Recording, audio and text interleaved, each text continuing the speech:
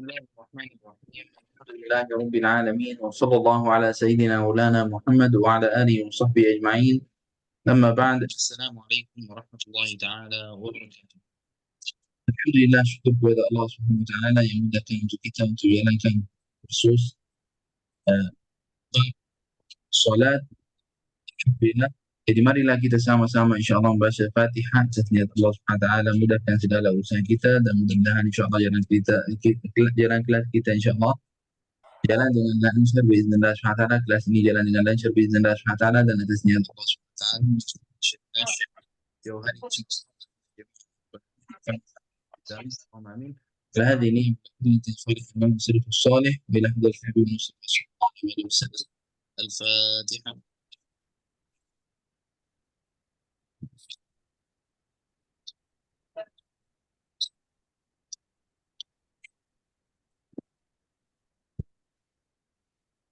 بسم الله وعلى بركة الله. تفضل مولانا. بسم الله الرحمن الرحيم. الحمد لله رب العالمين، والصلاة والسلام على أشرف الأنبياء والمرسلين وعلى آله وصحبه أجمعين. اللهم اغفر وارحم وتجاوز عما تعلم، لك أنت العز الأكرم. رب اشرح لي صدري ويسر لي أمري واحلل عقدة من لساني يفقهوا قولي. ما بعد. Alhamdulillah, syukur kita kepada Allah SWT yang mana dengan limpah kurnia taufik hidayatnya memberikan kita peluang masa untuk sama-sama kembali dalam muzakarah kita berkaitan dengan bab solat. Mudah-mudahan dengan muzakarah kita ini dapat menaikkan lagi kualiti kita dalam beribadat pada Allah Ta'ala. Bukan hanya sekadar menggerakkan tubuh jasad kita ataupun menggerakkan lidah untuk membaca, tetapi terlebih penting daripada itu adalah bagaimana hati itu dihadapkan pada Allah Ta'ala. Kerana kita ada ikrar pada Allah Ta'ala itu, ucapan ikrar kita dalam doa iftitah, wajjahtu wajhi lillazi fatara as-samawati wal ard. Aku hadapkan wajahku, wajahnya mana? Wajah hati ini kepada Fatir, pencipta yang menciptakan sesuatu dengan penuh keunikan dan kesenian, yang menciptakan langit dan bumi. Jadi sepatutnya, sewajarnya, hendaklah kita iringkan batin itu dengan zahir, barulah ianya menampakkan kualiti atau mutu kita dalam mengerjakan ibadat. Bab permulaan ini, saya akan sambung balik sedikit. Tak dapat baca semua, tetapi sekadar yang termampu untuk membacakan, untuk menceritakan tentang sunat-sunat. Sunat-sunat yang berkaitan dengan solat. Malam kemarin, malam semalam kita dah bicara tentang perkara-perkara yang sunat sebelum solat seperti azan dan juga iqamah. Malam ni kita akan sentuh apa yang berkaitan di dalam solat. Dan dalam solat tu kita perlu tahu kita ada sunat hayat, sunat perhiasan, yang kalau tertinggal tidaklah dikenakan, tidak disunatkan untuk sujud sahwi. Dan yang keduanya ada sunat ab'ad. Sunat ab'ad ini kalau tertinggal disunatkan sujud sahwi. Baik, antara sunat-sunat dalam solat itu ialah al-insabu qa'ima. Al-insabu qa'iman, dan dia berdiri betul, berdiri lurus. Kalau dia berdiri sengit, macam berdiri kaki sebelah, makruh. Ataupun berdirinya menyandar, makruh. Berdiri lurus betul. Walaupun ia rukun, tetapi pengarang kitab ini, saya memetik daripada sebuah kitab mengenai 500 sunat-sunat solat dalam mazhab Imam Asy-Syafi'i yang telah ditulis oleh Al-Allamah Al-Habib Sa'ad Al-Hadrami yang wafat pada tahun 1430 Hijriah. Beliau ini ketika mana Al-Faqir berada di Tarim Hadramaut antara 2001 hingga 2007, sempat bertemu beliau. Dan beliau ini, kalau tak silap saya, kitab ini adalah salah satu daripada kitab yang dikarang ketika beliau ditahan di penjara oleh komunis. Dulu komunis pernah memerintah di Yaman. Dulu ada tentara Yaman Selatan. Mereka berperang. Satu pembawakan komunis. Maka bila pernah ditangkap dan dipenjarakan dan disiksa, wujudlah Alhamdulillah nyawanya panjang, masih hidup dan dapatlah manfaat daripada ilmu beliau. Dan beliau di dalam penjara itu banyak mengarang kitab. Kalau tak silap saya lah, ini salah satu daripada kitab yang dikarang oleh beliau. Dan ketika kami menziarahi beliau, kami mendapat ijazah untuk membaca kitab beliau ini. Alhamdulillah. Jadi saya petik daripada kitab beliau ini, walaupun tentang berdiri lurus ini merupakan rukun, tetapi pengarang kitab ini, yakni Almarhum Al-Allamah Al-Habib Sa'ad Al-Hadrami, rahimahullah ta'ala, memasukkan ia sebagai sunat kerana dikirakan sebagai persediaan untuk solat. Persediaan untuk solat. Maka berdiri lurus, berdiri betul. Bermakna kalaulah dibengkok, bengkok bukan bengkok yang nyata. Dia sengit sikit. Ataupun kaki dia macam duduk kat stesen bas. Dia berat sebelah. Maka itu makruh. Dan seterusnya, an yufarju bainal qadamai, merenggangkan antara kedua kakinya. Mazhab Syafi'i sejengkal. Mana ukuran sejengkal ni sejengkal? Ini sejengkal ya. Jadi sejengkal, ni jarak ni sejengkal ya. Sejengkal. Kalau mazhab Hanafi setapak ini, ni. Ini Hanafi. Sebab itu kalau Hanafi kecil dia pelangkah, dia buka dia tu. Adapun Syafi'i sejengkal. Ada sejengkal ini, tuan-tuan perasan tak? Tumit kita itu, tapak kaki kita akan berbetulan dengan bahu kita di sini. Bermakna kedudukan kita amat kuat. Posisi kita punya piling kita tu, cucuk kaki kita itu menegak sampai ke bawah ni. Dan kedudukan lebih kuat. Itu bagi lelaki, ada pun bagi perempuan, serapat mungkin. Itu bagi makruh sekiranya menindihkan kaki atas lain. Kita pijak kaki dia tu begini sebelah tu. Makruh. Dan seterusnya, an yakuna qadra shibran. An yakuna qadra shibrin.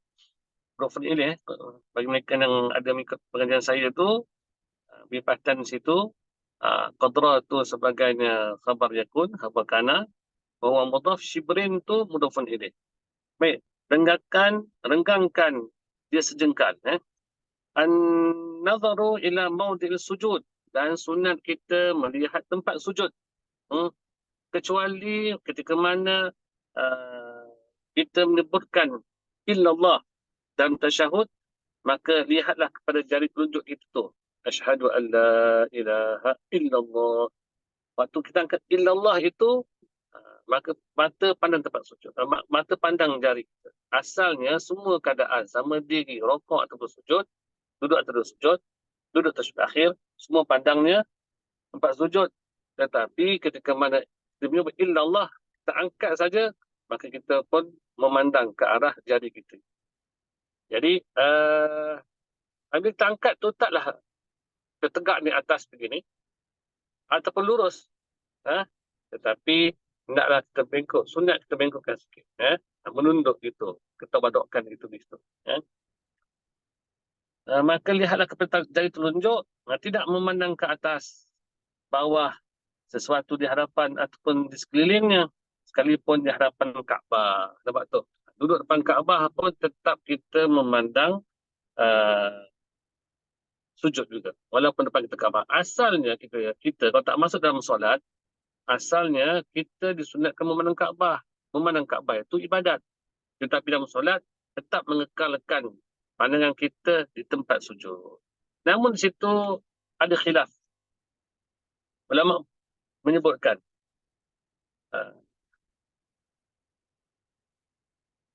ketika mana solat di depan Kaabah, manakah lebih afdal? Memandang tempat sujud ataupun memandang Kaabah? Maka komentar yang diberi oleh Sayyidi Habib Umar Hafizahullah Ta'ala, bagi orang yang sukar mungkin seumur hidup sekali saya dapat datang ke Mekah, dapat buat umrah, dapat buat haji. Bagi orang yang dua Mekah ini, jarang dapat masuk Mekah, melihat Kaabah, maka orang ini afdalnya semayangnya melihat Kaabah. Ya. Tetapi mereka yang kerap, khususnya penduduk Mekah, maka afdalnya semayang kembali pada asal memandang tempat sujud. Namun di situ ada sikit penghuraian. Kalau seandainya memandang Kaabah juga, baik kita di dua Mekah ini, jauh daripada Mekah ini, dapat datang ke Mekah, memandang Kaabah itu mengganggu kekhusyukan. Mungkin kita terpandang, nengok-nengok, ini orang Ampang ni. Mengganggu khusyuk kita. Kena pula yang tahu tu nampak kita. Kita pun nampak dia kata. Dia pun angkat kening, kita pun angkat kening juga. Tak jadi, terganggu khusyuk. Maka di kala itu, kembali kepada asalnya, yakni solat memandang tempat sujud. Walaupun depan Kaabah sekalipun.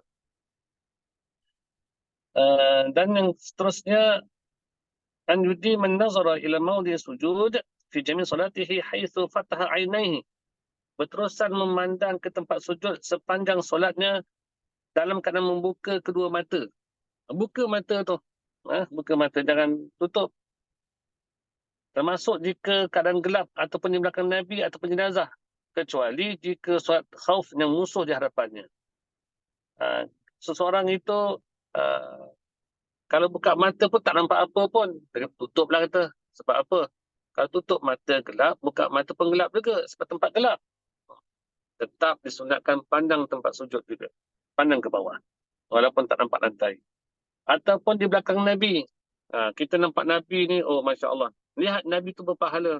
Tetapi duduk di belakang Nabi pun tetap juga kekalkan pandangan di bawah. Sahabat-sahabat ni Masya Allah. Zauknya, cintanya, syauknya dengan Nabi tu terlalu melampau-lampau. Hingga kan dalam semayang pun masih memandang Nabi. Waktu berdiri. Waktu rokok pun masih lagi cuba memandang Nabi. Waktu sujud pun masih mata cuba menjeling Nabi. Dan tempat menjadi rebutan sahabat ialah sebelah kanan. Tempat rebutan sahabat. Sebelah kanan. Kenapa? Kerana mereka lah orang pertama Nabi pandang ketika mana Nabi memberi salam. Assalamualaikum warahmatullahi. Dengan harapan Nabi memandang mereka. Suka sangat mereka tu. Itu sahabat. Maka pernah satu ketika Nabi selepas semayang Nabi berpaling. Kerana Nabi mengetahui sahabat-sahabat sering memandang ke arah dirinya. Maklumlah. Maka periwayat pun menceritakan bahawa Nabi itu dapat memandang, dapat melihat depan, jelas terang, minta maaf, dapat memandang belakang, jelas terang seperti mana melihat depan. Tengah mengatakan, kuping Nabi ini, apa di kuping ini? Telinga, belakang telinga Nabi ini. Dan rambut-rambut Nabi, tengkuk Nabi ini, mempunyai, Allah kurniakan sifat melihat. Kita telinga melihat, mata melihat, tetapi belakang telinga Nabi ini, tengkuk Nabi, rambut Nabi pun memiliki sifat melihat. Sebab itu Nabi mengetahui sahabat dia tak pandang bawah. Maka bila Nabi berpusing, berpaling daripada solat, Nabi pun berkata, wahai sahabatku, kekalkan, pandanglah kamu tempat sujud ketika dalam solat. Itu kehebatan sahabat lah. Cinta sayang Nabi ni, rindu dengan Nabi amat tinggi. Sampai dalam solat mereka tetap cuba memandang-mandang Nabi. Melainkan solat khauf. Solat khauf ini ketika mana berperang dengan musuh. Musuh depan mata kita, maka pandang musuh tu. Maka pandanglah ke arah harapannya, ke arah musuh. Dan termasuk tidak memandang Kaabah walaupun di harapannya. Riwayat daripada Sayyidatuna Aisyah berkata, sungguh aneh bagi seorang Muslim apabila memasuki Kaabah sehingga dia memandang ke arah bumbung Kaabah. Pandang atas tu makruh tu. Dia dapat masuk Kaabah, pandang Kaabah. Belah atas belah tu. Bahkan hendaklah dia meninggalkannya sebagaimana menghormati dan mengagungkan Allah Ta'ala. Beradab. Baginda Rasulullah SAW apabila memasuki dalam Kaabah tidak meninggal melihat tempat sujudnya. Sehinggalah baginda keluar darinya. Sahih Ibnu Khuzaimah dalam kitab sahihnya. Terdapat keadaan yang menjadi sunat pula, memejam mata ada dalam beberapa keadaan. dalam situasi disunatkan kita punya mata, iaitu jika terdapat keadaan yang melalaikan. Di depan kita ni ada sesuatu mengganggu. Sebab itu kita ni kalau di masjid itu, orang yang sembahyang di saf pertama, diharapkan jangan ada lah di depan masjid, di depan dinding-dinding masjid itu, dinding surau itu, gambar-gambar, tulisan-tulisan, rak-rak dan sebagainya, pasu bunga dan sebagainya. Nanti jemaah akan terganggu kerana terlihat apa yang di depan mata mereka. Ataupun kita sembahyang di airport. Airport Malaysia, Alhamdulillah, musolanya tertutup rapat, nampak macam musolanya. Tetapi di negara luar, kadang-kadang musolanya tidak ada. Melainkan dia buat macam satu tempat yang ada pentasnya sedikit, stage-nya. Lepas tu ditutup dengan macam kotak-kotak itulah. Papan gitu saja. Nampaklah orang lalu lalang tu. Kita semayang. Nampak pula pramugari lalu tu. Pakai skirt je. Comel-comel. Macam mana tu? Kalau kali itu mengganggu solat kita, maka hendaklah kita memejamkan mata kita. Jadi kalau benda perkara yang melalaikan kita, ada depan kita ni, atau anak kita bermain-main. Kita ada anak kita budak kecil ini, apabila kita duduk diam. Dia main tu. Patutnya tetapi bila kita nak solat, dia mula datang mengangkat depan kita tu. Kita nak solat tempat sujud gitulah, dia akan duduk di situ. Tengok kita tengok dia. Macam mana tu? Maka sekali itu, situasi sedemikian, hendaklah kita memejamkan mata kita. Iaitu jika terdapat keadaan yang melalaikannya. Bahkan menjadi wajib pula, ada kalanya wajib kita tutup mata. Tadi kita ada sunat tutup mata apabila benda yang melalaikan. Kerana wajib tutup mata jika kelihatan aurat seseorang di hadapannya. Contoh seperti tadi, kita sembahyang di tepi sudut koridor ataupun tempat lalu lalang di airport, di tempat lalu pramugari, lalu perempuan-perempuan yang comel-comel hotel tu, ternampak auratnya, maka kala itu dah tahu situasi keadaan seperti itu, hendaklah kita wajib menutup mata kita. Dan kepala ini, dan antara sunatnya juga lah, itraqur ra'si qalila, yakni tundukkan kepala itu sedikit. Tundukkan kepala itu sedikit, jangan menegak begitu. Jangan tunduk habis, bermakruh juga. Dongak ke langit bermakruh, memandang ke depan bermakruh. Tunduk sedikit, tanda simbol kekhusyukan itu. Kerana menunduk itu lebih membawa pada khusyuk. Begitu kita berdoa pun tundukkan sikit. Jangan kita menegak di atas begitu. Melainkan kalau ada hajat-hajat besar, sangat-sangat dan darurah dan peperangan dan sebagainya, memang kita seperti bila Nabi ada berdoa, angkat sampai ke atas memandang ke langit. Jika ada hajat yang besar, sepertinya untuk mohon selamat ataupun berjaya dalam peperangan. Dan disunatkan juga kita siwak, bersugi gigi dengan kayu arak, dengan kayu sugi, ataupun seumpamanya kayu zaitun ke, ataupun apalah kita di kampung kita ni ada kayu-kayu. Kita punya ada macam pelepah kelapa. Kita sisir, sisir dia, sarut dia betul-betul, jadikan macam satu kayu. Dan apa sahaja kayu pun boleh lah. Kalau tak ada pun, apa yang ada? Kain perca, kain kecil, sapu tangan, mindil, boleh. Ataupun hujung dengan baju kita pun boleh. Ataupun hujung serban kita pun boleh. Jangan ambil serban orang dah lah. Terdapat ganjaran pahala besar, iaitu berdasar pada hadis Nabi, 2 rakaat solat. Menggunakan siwak itu lebih baik daripada 70 solat tanpa bersiwak. Riwayat daripada Imam Bahiki. Seterusnya,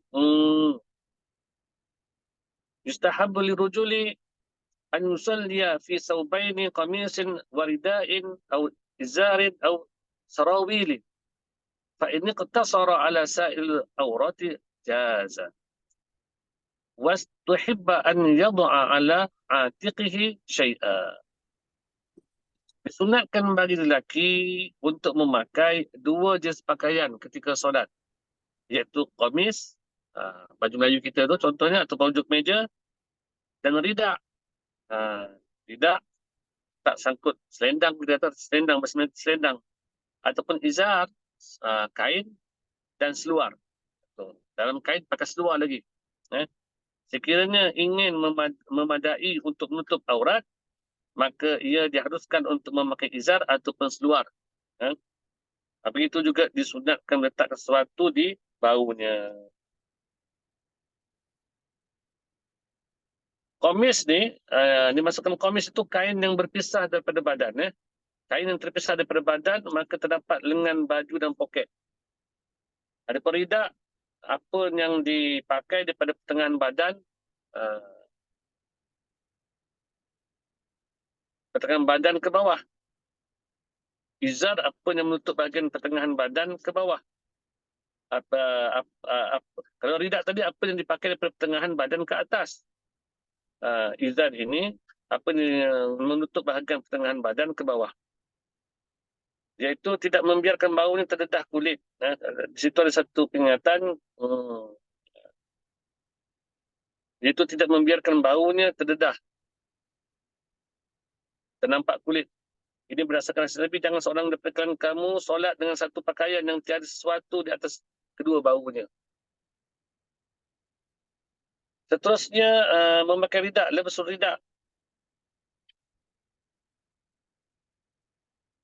Ridak itu dituntut oleh syarak, iaitu kain yang diletakkan di atas kedua bau tanpa menutup kepala. Tak kiralah nak sebelah kanan ke, nak sebelah kiri. Yang penting pakai saja dapat hukum sunat makan ridak. Jadi kita, walaupun ada, seandainya ada hadis mengatakan letak belah kanan, tetapi tidak menafikan letak belah kiri, tak ada masalah. Kerana dalam kitab fiqh terus menyebutkan, pakai ridak dengan apa cara sekalipun, gantunglah kat bau ni. Lapik dua gitu pun masih dapat pahala memakai ridak itu. Lalu masalah kufiah. Dan sunat kita memakai kufiah daripada kita gondol terus, tak memakai apa-apa. Dan firman Allah Ta'ala Al-Quran, dalam ayat pun menyebutkan, Ya bunayya, ya bani Adam, wahai bani Adam, anak-anak Adam, khudhu zinatakum inda kulli masjid. Ambillah perhiasan ketika mana setiap kali kamu nak pergi ke masjid. Maka di situ ada tuntutan untuk kita berhias. Pakai contoh-contoh sikit. Kadang-kadang kita ni kalau jumpa ada banjir-banjir besar, pertemuan Tan Sri, Datuk, Datin, Raja dan sebagainya, haflah, tempat-tempat yang grand, pakaian kita Masya Allah. Tapi, apabila pergi ke masjid dan bertemu dengan Allah Ta'ala, kita pakai pun baju pagoda dia dengan kain. Makruh tu pakai baju dengan pendek tu makruh. Dan jubah-jubah, ingat, orang Arab budayanya pakai jubah dengan pendek itu memang itu pakaian di rumah, tidurnya, bangun pagi, basuh kereta, bangun pagi, buat kerja-kerja dapur, buat kerja-kerja di depan rumah. Itu memang pakaian begitu. Jadi kena pula orang Melayu balik pada Mekah, balik haji umrah, beli jubah dengan pendek itu. Orang pun tuan jadi imam. Masalahnya. Padahal dengan pendek itu makruh. Jadi kalau jadi imam, pakai jubah dengan panjang.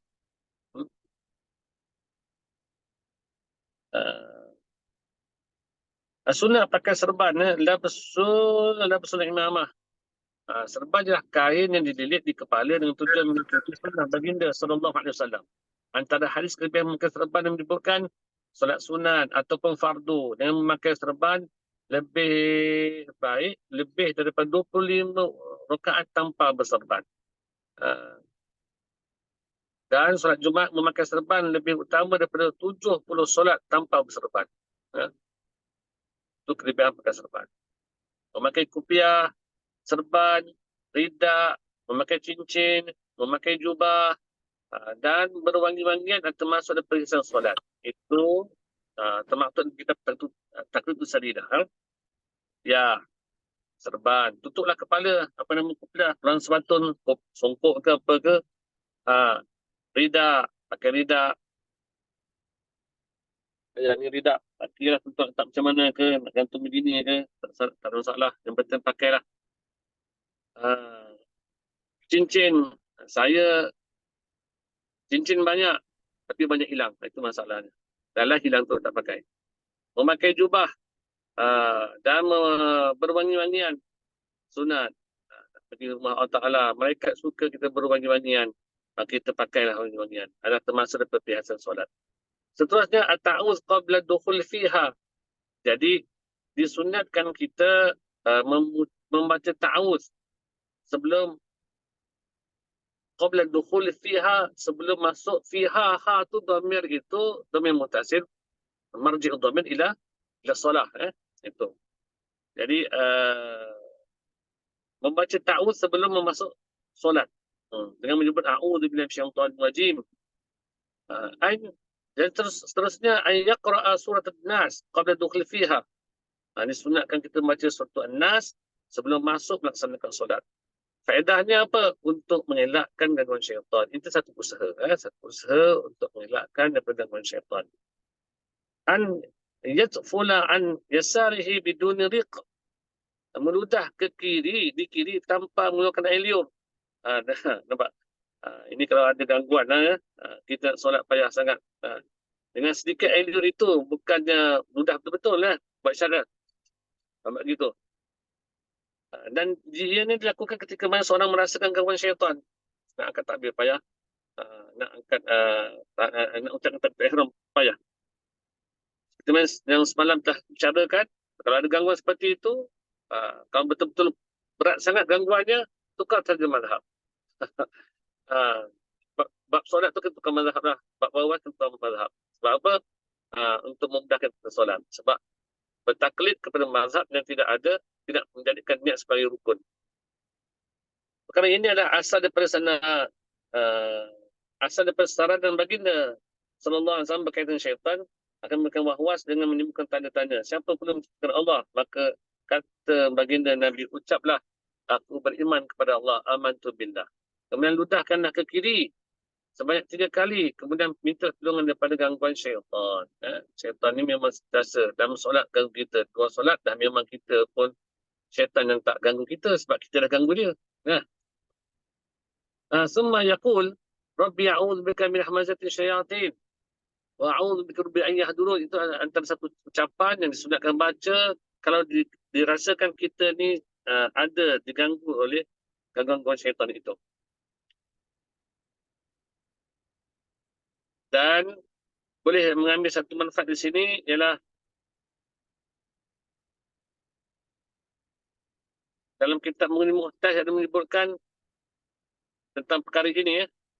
Perkara ini maksudnya Rabbi a'udzubika min hamazatil syayatin wa a'udzubika an yahdurun. Bacaan ini boleh dilakukan ketika berwuduk, bahkan juga ketika ingin melainkan perkara yang digalakkan syarak berkaitan dengan ibadat seperti mandi. Mandi terganggu juga, takut wahwas baca ni. Tayamum, wahwas baca ni. Dan apa saya wahwas ni? Tuan-tuan boleh baca Rabbi a'udzubika min hamazatil syayatin wa a'udzubika rabbi an yahdurun. Boleh jadikan wirid lah masing-masing untuk minta lindung. Dan disunatkan kita ini an yad'a yadahu yumna ala sadrihi inna ihsasihi biwaswasatin umuman thumma yaqul subhanal malik subhanal malikul khallaqul fa'al in masya yuzhibukum wa ya'ti biqalqin jadidin wa ma dzalika 'ala Allah bi'aziz. Sunat kita ni meletakkan tangan kanan kita di dada ketika merasa wahwas. Ini bagi orang wahwas lah ya. Letak tangan dada tu. Bacalah subhanal malikul khallaqul fa'al in masya yuzhibukum wa ya'ti biqalqin jadidin wa ma dzalika 'ala Allah bi'aziz. Maha suci Allah yang menguasai seluruh kekuatan makhluk. Jika ia mahu, nescaya ia membinasakan kami dan mendatangkan makhluk yang baharu. Dan yakni pelaksanaan demikian itu tidak sukar bagi Allah Ta'ala. Sudah berkaitan tentang berniat telah dibicarakan semalam. Atas lafaz berniat, melafazkan niat itu sunat. Zikru ada di rakaat, menyebut bilangan rakaat. Rakaatin, kalau satu rakaat, 4 rakaat itu sunat. Niat beristighfar, menghadap kiblat. Itu sunat. Ketika melafazkan niat tu al-idhafatu ila Allah Ta'ala, dan kita sandarkan buat amal tu lillahi Ta'ala, sunat. Zikrul adai al-qada', menyebut adaan tunai dan qada'an, tunai. Itu semua sunat. Menyebut berapa rakaat, menghadap kiblat, lillahi ta'ala, qada ke, tunai ke, itu sunat. Yang wajibnya apa? Qasad atau ta'yin. Satu sembahyang fardu zuhur, satu sembahyang fardu asar.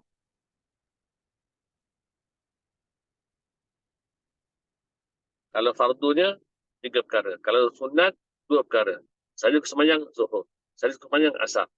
Saja sembahyang zuhur tu, maka jatuh sunat zuhur. Walaupun tak tanpa sebut saja sembahyang sunat zuhur. Saja sembahyang zuhur saja. Sunat maksudnya. Kalau fardu, saja sembahyang fardu zuhur. Usalli fardu zuhri. Apa je zuhur. Tapi kalau usalli zuhra, aku sembahyang zuhur, maknanya sunat zuhur. Ada sunat mutlak, cukup memadai usalli, aku sembahyang. Sunat mutlak, selesai. Saya sembahyang, itu saja. Sebut sunat pun tidak, 2 rakaat pun tidak, istiqbal kiblah tidak pun tidak, nilai ta'ala pun tidak. Pentingnya dalam niat itu ada saya bersembahyang. Sunat mutlak memadai.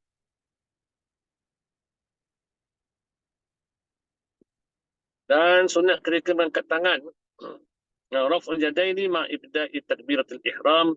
Mengangkat kedua tangan ketika permulaan takbiratul ihram. Dan mengucap takbiratul ihram itu sunat kita angkat tangan.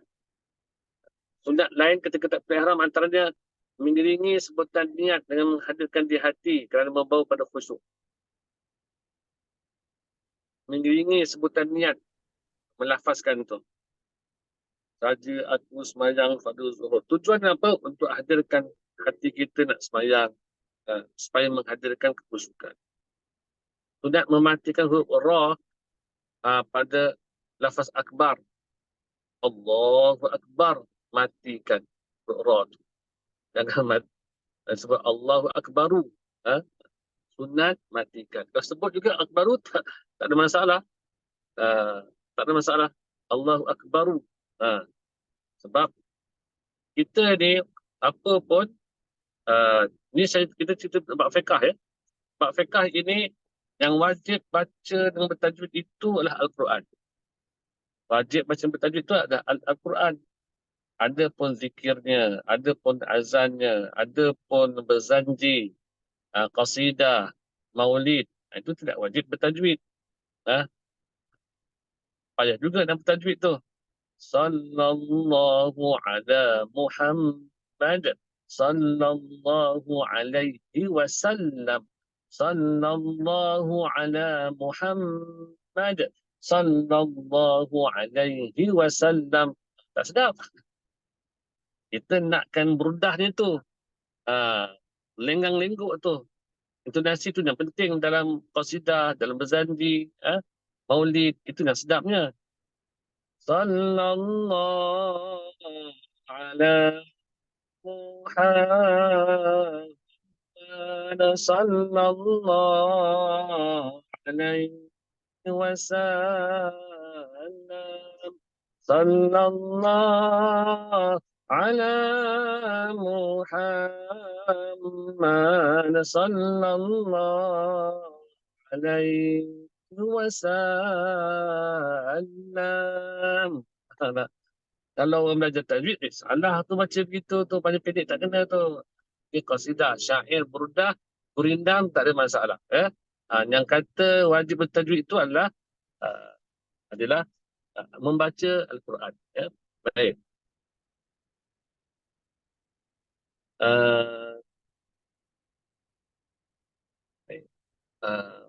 Jadi sunat mematikan huruf ra pada lafaz akbar.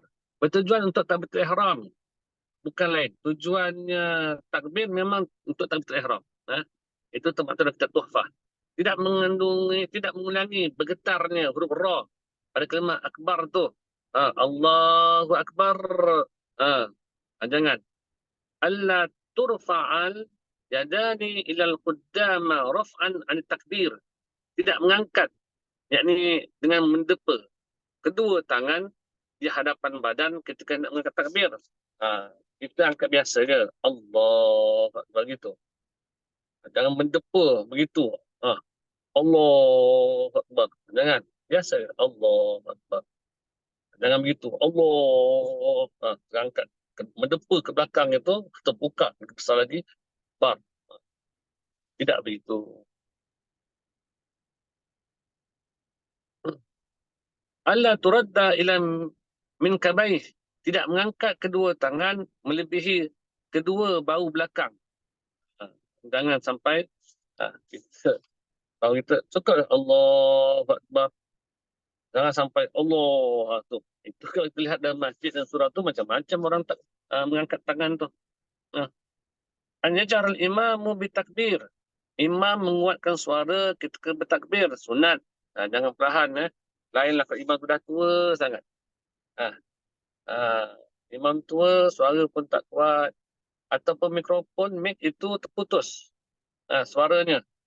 Maka mesti ada mubalik. Siapa tu mubalik? Orang yang menyampaikan takbir imam. Menyampaikan takbir intiqalat imam. Imam perlahan. Allahu Akbar. Jadi Pak Bilal belakang kita ni, belakang imam ni, Allahu Akbar.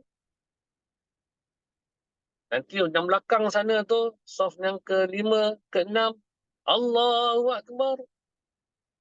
Nanti saf yang ke-10, 12, Allahu Akbar. Saf yang ke-20, Allahu Akbar. Saf yang ke-30, Allahu Akbar.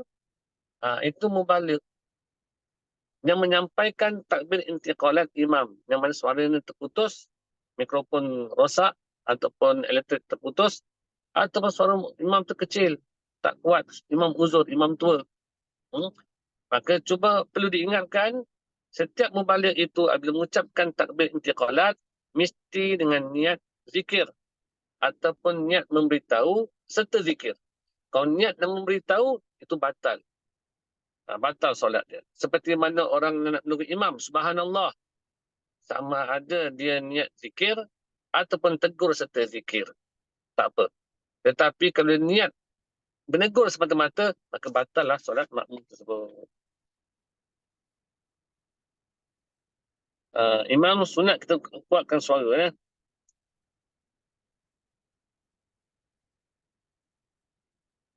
At-tawassut bainal maddi wal qasri fi takbir. Jadi membaca ucapan takbir ini pertengahan antara panjang dan pendek. Yang sederhana ketika takbir. Tidak memanjangkan takbiratul ihram itu lebih utama kerana untuk menyelesaikan niat dengan segera. Janganlah lama sangat. Walaupun ulama fiqh membolehkan sampai 12 harakat. Ada yang mengatakan 14 harakat. Seperti mana telah bicarakan semalam. Tetapi jangan terlampau lama sangat. Allahu Akbar, selesai. Supaya apa? Supaya kita segera selesaikan niat kita. Sebab benda baik, segerakanlah. Kenapa lambat-lambat sangat? Kita jumpa sang pencinta. Sang kekasih kita. Allah Ta'ala. Kenapa lambat-lambat jumpa Allah Ta'ala? Tak masuk-masuk lagi. Allah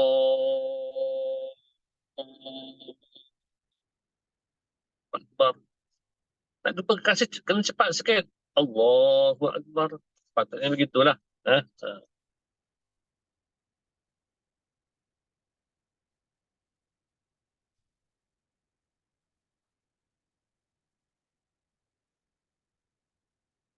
Ini berbeza dengan takbir intiqalat yang disunatkan memanjangkan takbir agar sepanjang keadaan solat tidak sunyi dengan menyebut nama Allah Ta'ala.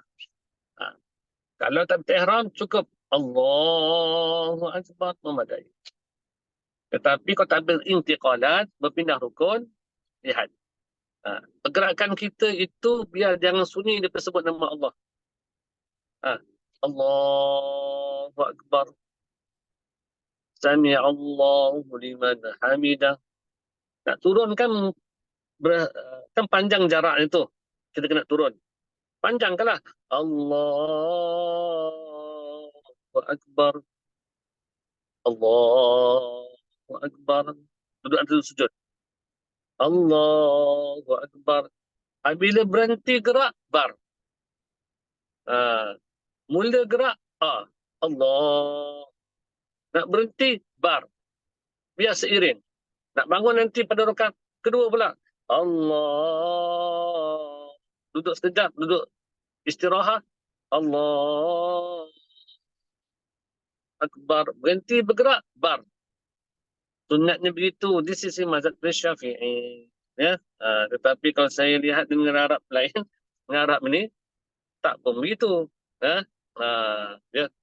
Kadang-kadang waktu rokok panjang. Allahu Akbar. Sami Allahu liman hamidah. Allahu Akbar. Duduk nanti Allahu Akbar.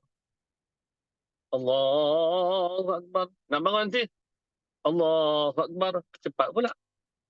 Pendek pula. Kalau berlaku seperti itu, nanti makmum kena skema. Pada rakaat berapa? Pada rakaat kedua. Pada rakaat kedua tu, imam daripada sujud, Allahu Akbar. Makmum yang belakang tu nanti pasti ada yang berdiri dengan sendirinya. Ini pengalaman semua macam tu kan? Perasan kan? Ah, mungkin pejam mata, makmum melarang kadang-kadang. Jadi dia pun Allah bangun terbangun sebab dia mengikut lenggukan panjangnya melodi takbir intiqalat itu. Bila takbir intiqalat itu melodinya panjang, maka dia akan terbangun. Kalau terbangun, buka mata, duduk pula. Duduk dia. Kalau terperasan duduk, kena duduk balik. Sebab kita balik ikut imam kan? Duduk balik. Jadi, justru itu Pak Imam mestilah memahami situasi ini, maka hendaklah dibangun tu pun Allahu Akbar, memadai. Jadi, secara otomatik, secara langsungnya, makmum akan mengikuti gerak imam itu melalui panjang pendeknya takbirnya imam. Dan antakunal yadana maksyufatan. Makruh sekiranya tangan itu ditutupi seperti memakai sarung tangan kecuali kerana ada uzur seperti sakit ataupun terlalu sejuk dan sebagainya. Ini dalam kitab Minhajul Qayyim ada menyebutkan demikian, bahawa pakai sarung tangan itu makruh. Melainkan ada hajat. Antakuna ila jihatil Ka'bah. Kedua, tapak tangan menghadap ke arah Ka'bah. Kalau duduk depan Ka'bah, kalau tak duduk Ka'bah tu menghadap kiblat lah. Dia tidak begini. Angkat tangan tu tidak begini. Tidak begini. Tapi menghadap kiblat. Menghadap Ka'bah.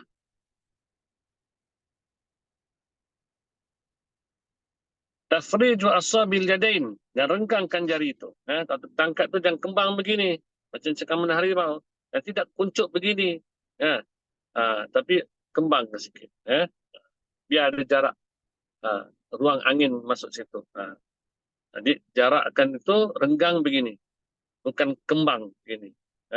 Dan bukan rapat begini.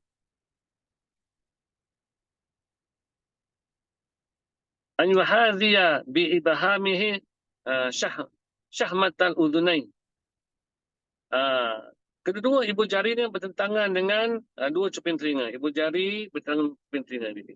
Tidak ke bawah sangat, tidak ke atas sangat. Dan ujung jari jemari sedikit dibengkokkan. Ujung jari jemari bengkok sedikit. Jangan terlalu begini dan ke belakang sangat. Begini. Ya. Begini. Dia bengkok. Tunduk sikit. Seperti mana kita membaca tasyahud, mu'allil kita illallah. Tak lugas sangat, tak tenang sangat. Bengkok sikit. Waktu kita takbiratul ihram, waktu tangkat tangan, pun bengkok sikit. Agar semua jari jemari turut menghadap ke kiblat. Itu tujuannya. Kalau begitu, tak menghadap kiblat, kita pun condong sikit supaya menghadap kiblat. Jari jemari itu menghadap kiblat. Ini ialah pendapat Imam Romli.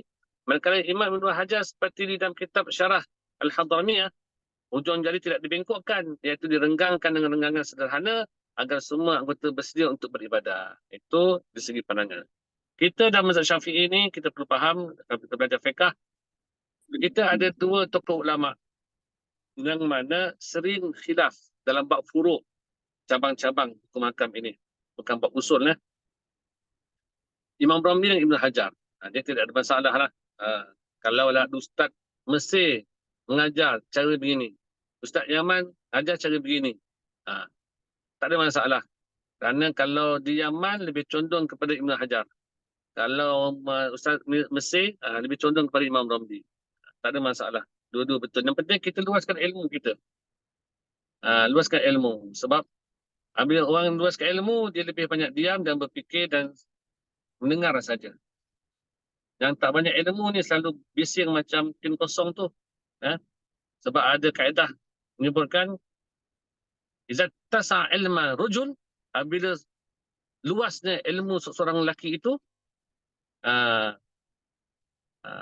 dia tidak akan menolak, membangkang. Dia akan bersifat terbuka. Tak cepat menyalahkan, tak cepat menolak orang. Dia lebih terbuka. Kalau benda yang tak dipastikan, ditabayun dulu. Kalau tak dapat nak tentukan juga, tawakuf. Allah alim bisawab. Itu sepatutnya akhlaknya orang alim. Sebab itu antara sifat waraknya si alim itu ialah mengambil jalan diam. Tidak masuk dalam kencah perdebatan yang tak habis-habis. Dia adab berdebat ni begini. Kalau ada si A, si B, dia berdebat. Okey, nak berdebat boleh. Tetapi berdebat dengan cara yang sihat. Apa dia? Si A datangkan hujah. Dalilnya Quran hadis, ijma' ulama, qiyas. Si B pun datangkan hujah. Quran, hadis, ijma' ulama dan qiyas. Sekarang masing-masing dah bentangkan hujah. Sekarang tibalah masanya masing-masing menghargai, memahami, menghormati hujah masing-masing. Selesai hujah. Bermakna di sini akan nampaknya positifnya dalam perkembangan ilmu. Ilmu akan tambah luas lagi. Mungkin kita tak ada kefahaman seperti mana sipolan itu, sekarang kita dapat ilmu daripada sipolan. Sering bertukar-tukar maklumat. Itu bagus. Perdebatan seperti itu, perbincangan, diskusi, bagus. Tapi yang masalah sekarang ini, tak puas hati. Berdebat kerana nak menang. Debat kerana nak menjatuhkan orang. Berdebat untuk menjatuhkan maruah orang. Itu perdebatan yang tak sihat. Maka para sufi mengambil langkah, tinggalkan perdebatan jika ia mengotorkan hati kita. Jadi saya cukup sekadar itu untuk bicarakan tentang perkara sunat ini. Dan saya nak sentuh sikit tentang apa yang saya sebutkan sebelum ini tentang solat daim. Saya rasa perlu saya ceritakan perkara ini kerana berlakunya kesesatan di masyarakat kita yang mana mereka tidak solat 5 waktu. Kononnya mereka telah memahami cara sembahyang hakikat. Solat daim. Solat daim itu adalah merupakan istilah para sufi. Solat itu, apakah makna solat? Solat itu makna silah. Apa itu silah? Silaturahim. Apa silaturahim? Jalinan, hubungan. Menjalinkan hubungan. Menjalinkan hubungan dengan siapa? Menjalin hubungan dengan Allah Taala. Solat dengan makna apa? Solah dengan makna silah. Hubungan. Yang hubungan dengan Allah. Daim, apa makna daim? Dawam, yakni berterusan. Berterusan. Apa yang berterusan tu? Menjalinkan hubungan yang berkekalan. Menjalinkan hubungan dengan Allah secara berkekalan, berterusan. Itulah sebenarnya. Jalinan ini, menjalinkan hubungan ini fizikal ke ataupun hati, peranan hati. Menjalinkan hubungan itu dalam erti kata lain adalah ingat Allah. Ingat tu peranannya di mana? Di jasad ke, di anggota ke ataupun di hati? Dan tentu di hati. Tak akan mungkin kita boleh solat 5 waktu berterusan. Kita kena solat, tunggu masuk waktu. Dan ada tempatnya. Tidaklah solat sebarang-sebarang, di dalam tandas ke, di tong sampah ke, pembuangan sampah, di parit ke, tak. Tentu kita mengambil tempat yang sesuai untuk solat yang suci daripada najis, bersih, tidak ada benda mengganggukan kesukan. Dan perlu ada waktu. Maka solat 5 waktu ini adalah solat yang perlukan waktu, masa dan tempatnya. Itu memang dah maklum, tak perlu disyarahkan lagi. Jadi tentu solat yang 5 waktu kita ini, dia tidak dapat berterusan 24 jam. Tetapi solat daim, dengan makna lain, mengerti Allah Ta'ala secara berterusan ini, tentu boleh dilaksanakan. Tak kira sama ada kita sihat ataupun sakit, senang ataupun susah, kaya ataupun miskin, dalam keadaan apa pun. Nah, di mana jua pun, dalam kereta, dalam ketika kita berjoging, bersenaman, kita bercakap dengan orang, maka hati boleh berdetik mengingat Allah Ta'ala. Dan itulah hati para sufi, hati para wali Allah, sentiasa ingat Allah Ta'ala. Maka itulah maknanya solat daim. Nah, jadi saya buat kesimpulan di sini, solat daim itu adalah menjalinkan hubungan, ingatan kepada Allah tanpa meninggalkan solat 5 waktu. Ya? Tanpa meninggalkan solat 5 waktu. Mana datang dalil daim ni? Ya, solat daim ni. Ayat Quran. Surah Al-Ma'arij. Ayat 23. Allazina hum ala salatihim daimun. Jadi, di sini ada penguraiannya. Saya ambil tafsiran yang mudah untuk dipahami. Disokong dengan ayat setengah qil mengatakan daimun di situ dengan makna khasyi'un. Kenapa? Ada ayat yang mensyarahkannya, mentafsirkannya. Apa dia? Qad aflahal mu'minun allazina hum fi salatihim khasyi'un. Ayat tadi apa dia? Allazina hum ala salatihim daimun. Daimun dengan makna apa? Qad aflahal mu'minun allazina hum fi salatihim khasyi'un. Daimun dengan makna khasyi'un. Ayat apa ni? Ayat suratul Mu'minun, ayat 1-2. Ya? Jadi kesimpulannya, daimun dengan makna apa? Khasyi'un. Kuduk, ingat, tenang. Jadi kita dalam solat ini, kita intipati solat itulah khusyuk. Kita solat, sama ni solat. Tapi khusyukan tu macam mana? Ulama meletakkan, ulama memberi pandangan.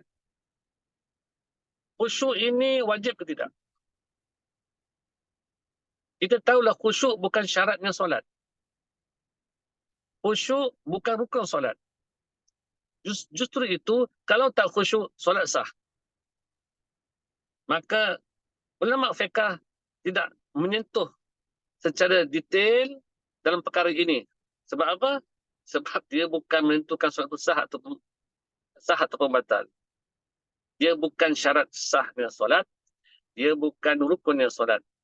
Malah ulama fiqh meletakkan antara sunat-sunat solat itulah khusyuk. Oh, rupa-rupanya khusyuk itu sunat saja, bukan wajib. Jadi kesimpulannya kita kata di sini, khusyuk dalam solat itu sunatlah. Walaupun Imam Ghazali meletakkan wajib khusyuk. Tapi Imam Nawawi menyebutkan sunat khusyuk. Jadi kita bila ada ulama menyebutkan sunat khusyuk, legalah sikit kita. Bila kita orang awam ni legalah. Nasib baiklah ada ulama kata sunat khusyuk. Kalau ulama sepakat mengatakan khusyuk tu wajib, lepas solat, solat. Lepas solat, solat. Lepas solat, solat. Tak kerja kita. Tak sempat nak buka TikTok, nak tengok Facebook, tak sempat dah. Berterusan solat. Sebab apa? Solat tadi tak khusyuk, semayang lagi. Tak khusyuk, semayang lagi. Tak khusyuk, semayang lagi. Maka ulama fiqh tidak meletakkan khusyuk itu sebagai rukun ataupun syarat. Itu sah walaupun tak khusyuk. Malah ulama fiqh pula membuat satu kaedah. Kalau lupa bilangan rakaat, Zuhur contohnya, 3-4, 3-4, 3-4, maka kaedahnya ambil bilangan kecil. Sebab kecil tu yakin 4 tu yang datang mengganggu. Maka ambil bilangan kecil, tambah 1 rakaat lagi. Kita tawaf 6-7, 6-7, 6-7. Mula-mula kira jari. 1, 2, 3, 4, 5. Tiba 6 ni pula terlanggar dengan orang. Kita pun terlepas. Allah, berapa ni? 6 ke 7, 6 ke 7. Ambil bilangan kecil. 6. Dan tambah 1 tawaf lagi. Walaupun dah jadi 8 hakikat sebenarnya. Semayang kita. 3-4, 3-4, 3-4. Zuhur kita, isyak kita. 3-4, 3-4. Ambil 3. Tambah 1 rakaat lagi. Walaupun dah jadi 5. Maka semayang sah. Maka ulama fiqh pula sediakan satu kaedah untuk kita tidak kecewa lah. Semayang sah tak semayang ni? Tak. Sekarang ni ambil kaedah lah. ambil yang kecil, tambah 1 rakaat lagi. Selesai masalah. Baik, ulama fiqh tak mencampuri dalam soal hati ini. Siapa pula yang nak selesaikan masalah hati ini? Maka ulama tasawuf, mereka lah yang mencelah di sini. Terima kasih banyak kerana ulama fiqh telah selesaikan tentang cara beribadat. Sekarang ulama tasawuf pula mencampuri tentang urusan ini. Bagaimana hati itu untuk pergi pada Allah. Kerana melihat ayat yang menyebutkan aqimis solat li zikri. Dirikan solat untuk ingat aku. Bermakna kalau aqim di sini pada aqama yuqimu. Aqim ni fi'il amar. Aqama fi'il madhi, yuqimu fi'il mudhari'. Adapun aqim fi'il amar.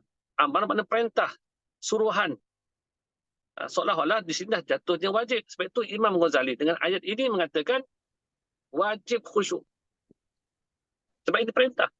Perintah untuk khusyuk. Perintah untuk khusyuk. Aqim solat li zikri. Dirikan solat untuk ingat aku. 5 soalan. Boleh ingat Allah ke? Kalau kenal pun tidak. Kita akan ingat seseorang itu bila kita pernah kenal dia. Oh, dulu ayah pernah belajar dengan Ustaz Seria. Namanya Ustaz Nadir Al-Quran. Alhamdulillah, khatam, kira hafz, syu'bah, duri, susi. Alhamdulillah. Itu Ustaz ayah tu belajar mengajar kiraat dulu. Sebab apa boleh ingat Ustaz Nadir? Kerana dia pernah kita kenal dan pernah kita bertemu dengan dia. Begitulah juga kita ni. Macam mana boleh ingat Allah dalam solat kalau kenal pun tidak? Belajar tauhid pun tidak. Macam mana boleh kenal Allah? Allah yang mana kita kenal tu? Allah yang mana kita sembah tu?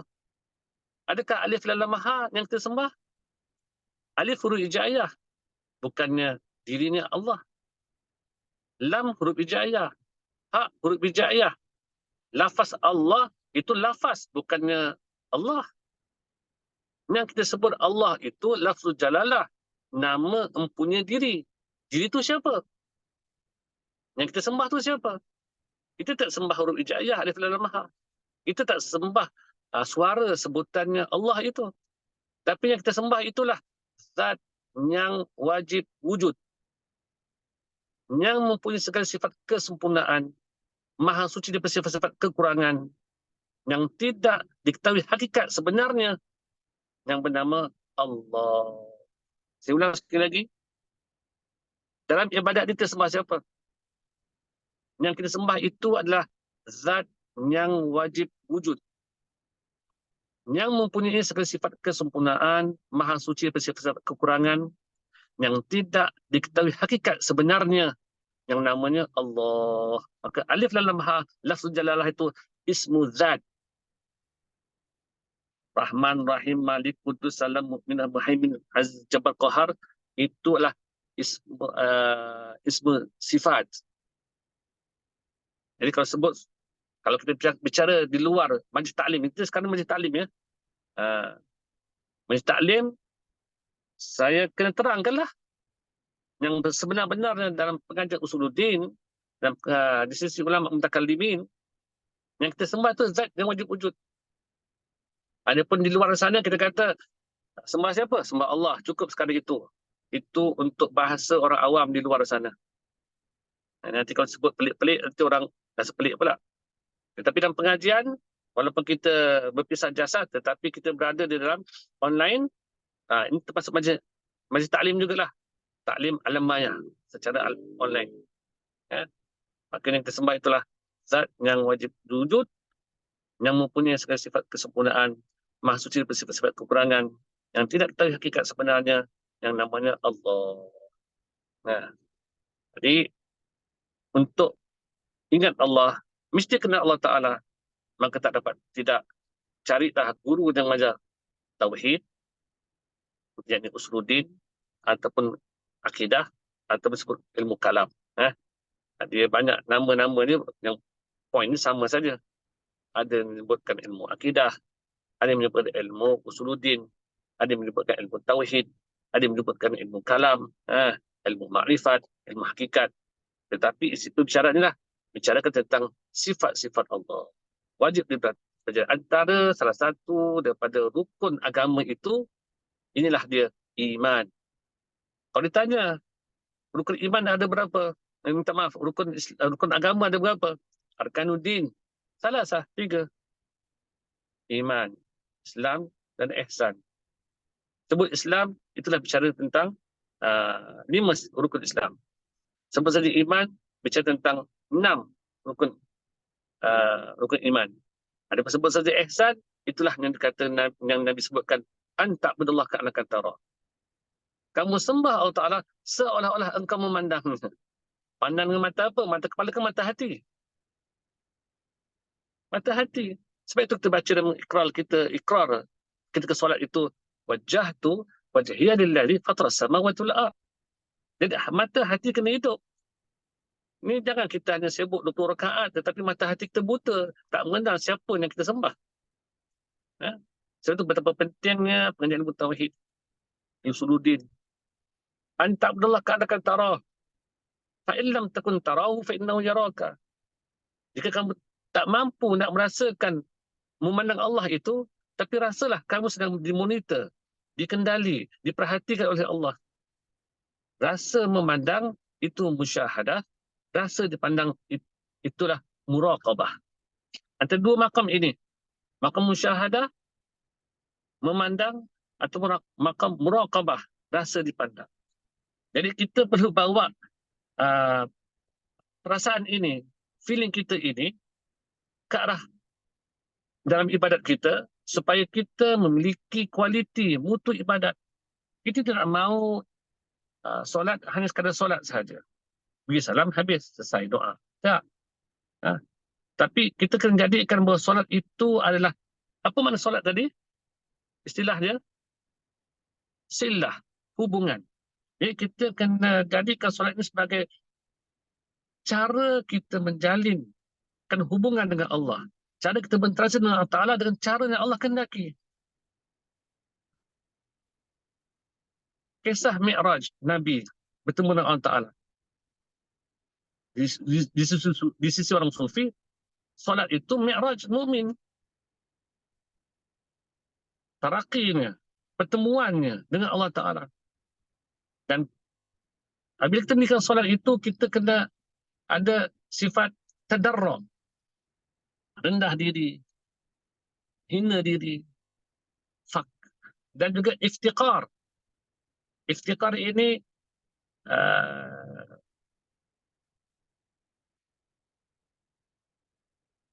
pengemis. Mengemisnya si fakir. Iftiqar, mengemisnya si fakir.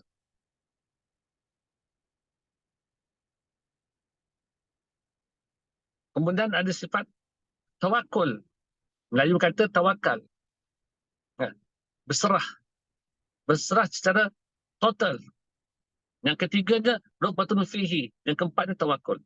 Ragbatun fihi ialah keinginan yang kuat, inginkan Allah. Saya ulang sekali lagi, dalam solat kita ini, kita melakukan solat, kita perlu bawa 4 perkara. Pertama, tadarruk. Kerendahan diri. Dan dalam kata lain, tadarruk itu khusyuk. Berkaitan dengan solat daim yang kita bicarakan tadi. Dia sentiasa berkait. Jadi, seseorang yang sudah ada tadarruk, kerendahan dirinya, itu adalah sifatnya orang yang melakukan solat, mesti begitu. Bukan berbangga, riak, ujuk, tidak. Tadarruk, rendah diri. Di situ rasa hinanya diri. Apabila dah rasa rendah diri, hina diri, akan datang khusyuk di saat itu. Dan keduanya, iftiqar. Mengemisnya si fakir. Memohon. Jadi, solat kita inilah merupakan body language, menceritakan kefakiran diri kita. Dan di situ sudah merupakan simbol, solat itu merupakan simbol memohon pada Allah. Sebelum kita angkat tangan berdoa, solat ini sudah makna doa. Solat itu sudah bermakna doa. Dan ketiganya apa tadi? Raqbatun fihi. Keinginan yang kuat inginkan Allah. Saya nak ajak sidang penonton, kita upgradekan kematangan rohani kita dalam ibadat. Tidak lagi fokus pada syurga, tidak lagi fokus kepada bilangan, tetapi memfokus kepada pencipta syurga. Kita kena matangkan rohani kita. Dalam ibadat ni kena matangkan rohani kita. Kalau kita melihat pokok, jangan terhenti pada pokok, tetapi lihatlah pada pencipta pokok. Kalau kita mengerjakan ibadat, jangan terhenti melihat diri kita melakukan ibadat, tetapi lihatlah kepada yang menciptakan kita ibadat. Kita semayang khusyuk. Jangan lihat pada khusyuk itu, tetapi lihatlah kepada yang memberikan kekhusyukan itu. Supaya hati kita sentiasa memandang dia. Kan kita dah ikrar. Doa iftitah tadi. Wajjahtu wajhiya lilladzi fatara as-samawati wal ard. Jangan keluar daripada janji kita ini. Jangan keluar daripada ikrar yang kita telah lafazkan ketika mula-mula solat. Kita ini, zikir ini ada 3. Zikir jahri.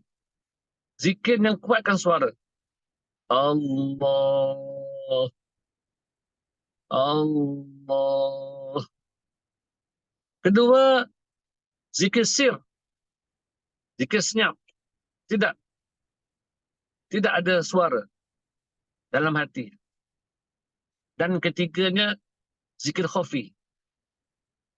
Apa tu? Kenang mengenang. Ingat mengingat. Maknanya kenang mengenang ni ataupun ingat mengingat ini ialah kita kenangkan bahawa kita diperlakukan Allah dalam solat. Itu kenang mengenang. Dan zikir khafi ni lebih kuat kesannya daripada zikir yang lain. Kenangkan bahawa janji Allah. Itu termasuk zikir tu. Atau benda kata lain, tafakur. Ingatkan janji Allah, syurganya. Perjanjian itu, kita tak fokus pada syurga, tetapi Allah janji itu, perjanjian itu. Kalau kita bicara tentang ilmu usuluddin, adakah wajib Allah Ta'ala memasukkan orang taat itu dalam syurga, memasukkan orang yang engkar dalam neraka, adakah wajib? Tidak. Hukumnya harus saja. Harus Allah memasukkan orang yang taat itu dalam syurga. Memasukkan orang yang engkar itu dalam neraka. Harus, bukan wajib. Tetapi di mana Allah memasukkan hamba-Nya dalam syurga, hamba yang taat dalam syurga, hamba yang engkar dalam neraka, itu kerana Allah itulah pemegang janji, menunaikan janjinya. Bukan terpaksa, tidak. Tetapi Allah menunaikan janji dia. Boleh-boleh saja Allah Ta'ala kata kehendak dia, atau kehendak dan kuasa dia, iradah dan kudratnya, memasukkan hamba-Nya dalam neraka. Yang taatnya, yang engkar dalam syurga, boleh-boleh saja. Dengan sebab apa? Di hujungnya, dalam kesolehan zahir yang dilihat, mungkin di situ ada riak untuk terkabur. Tempatnya, orang yang disangka soleh ini, tempatnya dalam neraka lah. Ada pun orang yang mungkar maksiat ini, di hujung akhirnya, diberikan keampunan pada Allah, Allah masukkan dalam syurga. Dan Allah Ta'ala itu tidak letakkan syarat bertobat bahawa Allah ampunkan. Tidak. Allah itu maha pengampun. Walaupun hamba tak minta ampun pun Allah boleh ampunkan. Kerana dia itu maha pengampun. Ghaffar. Ghaffar ini sirah mubalaghah. Frosa yang kata-kata yang mempunyai unsurnya berlebih-lebihan, melampau-lampau. Itu nama sirah mubalaghah. Ghaffar. Soalan. Tak apa, saya soal, saya jawab. Soalan. Sebelum Allah ciptakan sekalian alam ini, makhluk bernyawa ataupun jamid, adakah Allah sudah bersifat dan sifat pengampun? Sudah. Yang hanya ada Allah saja. Belum ada sebarang penciptaan. Belum ada sebarang penciptaan Nur Muhammad ke Arash ke Kursi, belum ada lagi. Hanya ada Allah sahaja. Dirinya sahaja. Soalannya, adakah Allah sudah bersifat pengampun? Sudah pun. Bermakna sebelum Allah ciptakan sebarang makhluk, Allah telah pun bersiap sedia untuk mengampunkan bakal pendosa-pendosa. Inilah Ghafur. Inilah Ghafar Allah Ta'ala. Ya. Jadi kita ni sebagai hamba Allah Ta'ala, kita ada nikmat ijad, nikmat yang ciptaan, dan nikmat imdad, dikekalkan ciptaan. Nikmat dua ini pun tak mampu kita balas. Nikmat ijad apa? Nikmat dicipta, dijadikan, diwujudkan. Dan disusuli pula dengan nikmat imdad. Apa nikmat imdad? Dikekalkan wujud kita. Kita ni kekal kan? Manusia kekal, dia kekal. Antara 10 perkara adalah kita ni manusia kekal. Syurga kekal selama-lamanya. Nikmat syurga kekal selama-lamanya.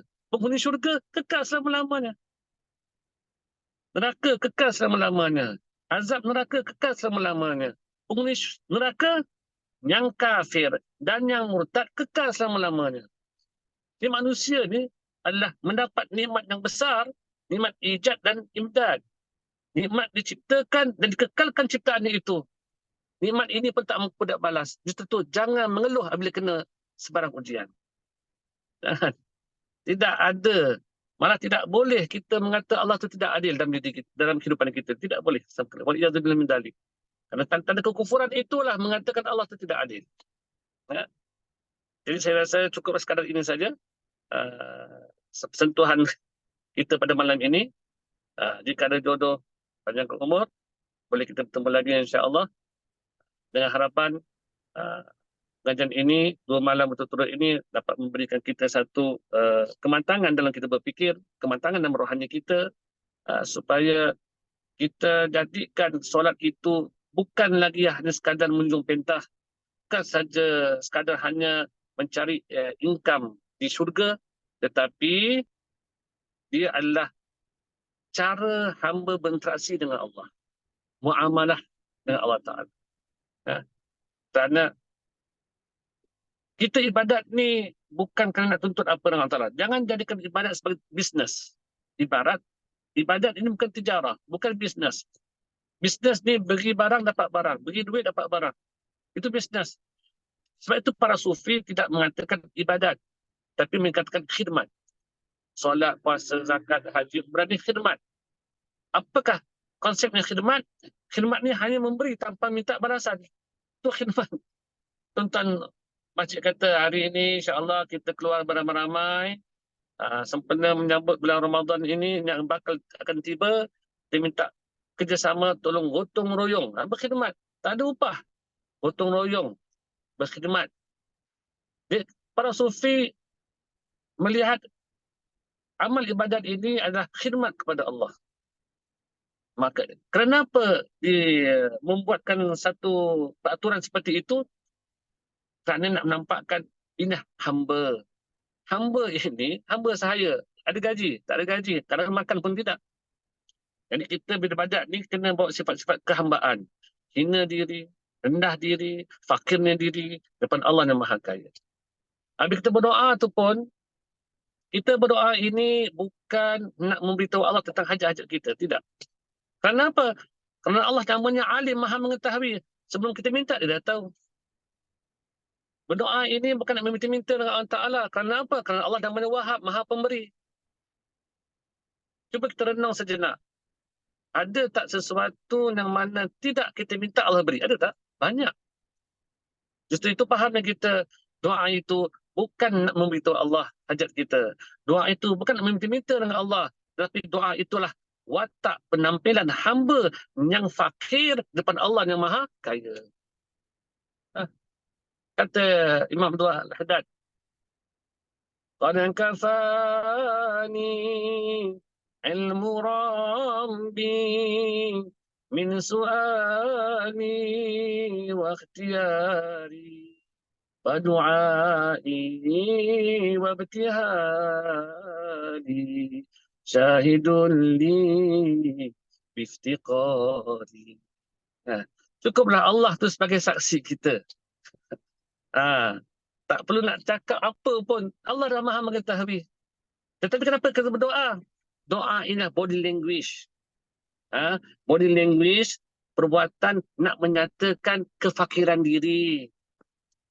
Itulah hakikat doa itu. Kita fahamkan hakikat doa itu pada malam ini, insya-Allah.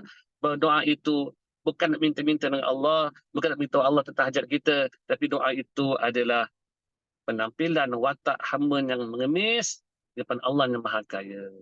Wallahu a'lam bishawab. Nakifuna walhamdulillah. Al-Fatihah.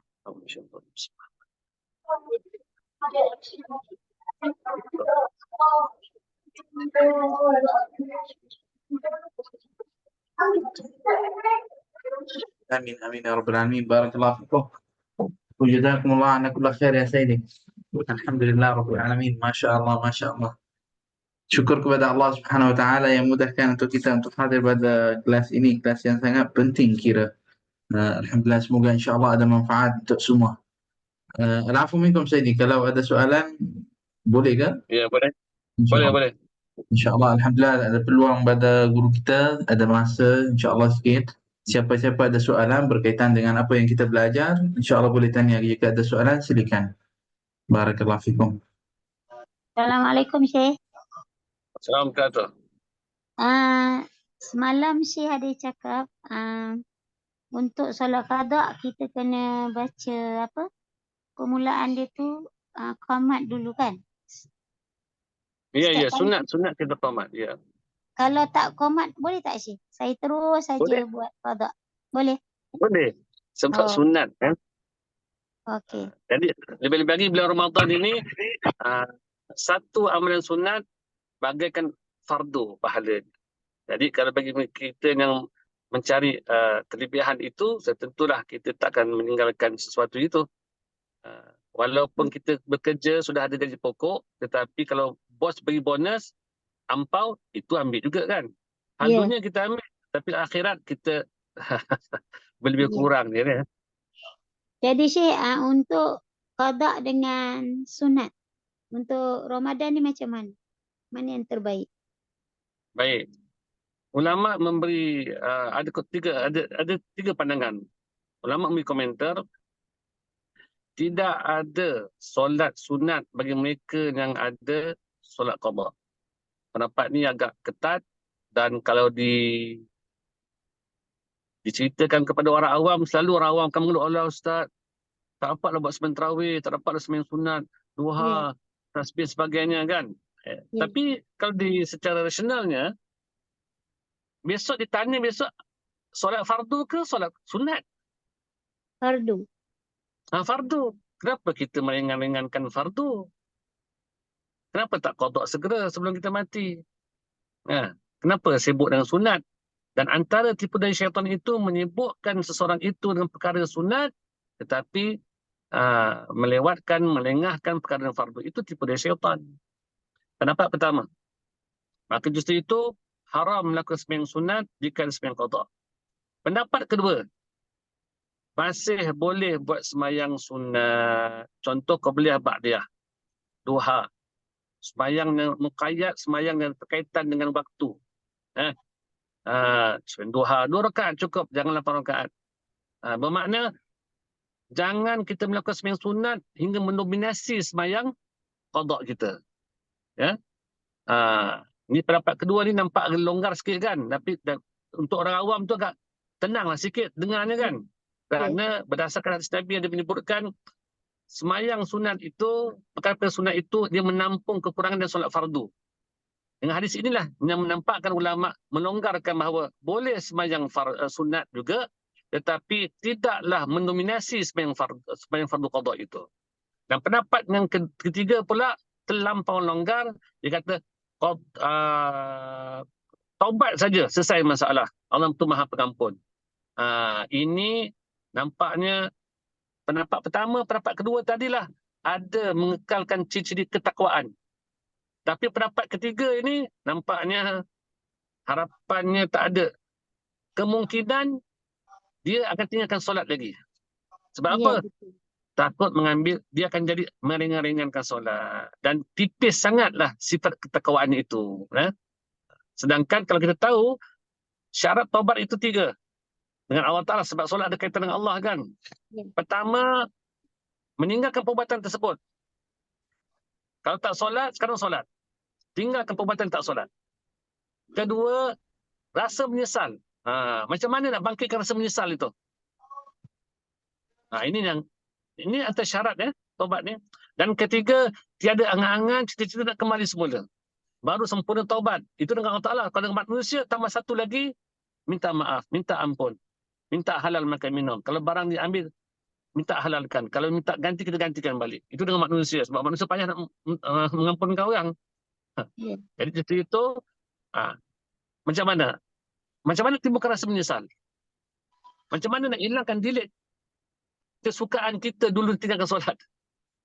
Di situ nampak kurang berhati-hati, kurang cermat dan kurang takwanya pendapat ketiga itu. Justru itu, tuan-tuan, saya dah beri jawapan tadi, komentar daripada ulama, maka pilihlah. Tak Yang satu, dua. Tak dua, satu. Jangan pilih yang ketiga.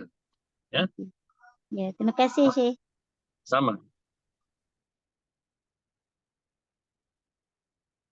Soalan lain? Masya Allah, Alhamdulillah, Barakallahu fikum. Ada siapa-siapa ada soalan lagi? InsyaAllah. Masih lagi ada masa, insyaAllah. Assalamualaikum. Tadi Ustaz kata Waalaikumsalam warahmatullahi wabarakatuh. sunat muqayyad. Adakah witir dan tahajud tu termasuk sunat muqayyad?